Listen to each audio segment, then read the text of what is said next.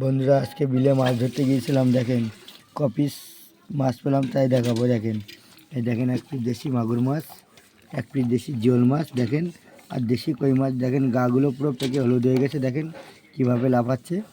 আর কিছু পালাম চ্যাং মাছ, যারা বলে ল্যাটা মাছ, উল্কো মাছ, আর এক পিস পেলাম শোল মাছ, আর কিছু পেলাম দেশি খলচে মাছ। দেখেন একদম জ্যান্ত, তাজা তাজা দেখাতে পাচ্ছি, একদম জ্যান্ত মাছ, একদম জ্যান্ত খলচে মাছ পেলাম, এগুলো জ্যান্ত করে রেখেছি। আর দেখেন কিছু দেশি মাছ দেখালাম, সেটা আপনাদের সাথে শেয়ার করলাম। দেখেন কই মাছগুলো আর দেশি মাগুর মাছ। দেখেন এই দেশি মাগুর মাছ সচরাচর দেখা যায় না। দেখেন এই দেশি মাগুর মাছ এক পিস পেয়ে গেলাম, ভাগ্য ছিল। দেশি মাগুর মাছ, দেশি জিওল মাছ, দেশি মাগুর মাছ, আর কটা পেলাম কই মাছ। দেখেন একদম তাজা তাজা, দেখেন জ্যান্ত কই মাছ। দেখেন বন্ধুরা এরকম মাছ ধরতে আমাদের খুব ভালোই লাগে, যদি দেশি কিছু মাছ পাওয়া যায় খুব ভালোই লাগে, বিলের মাছ বন্ধুরা।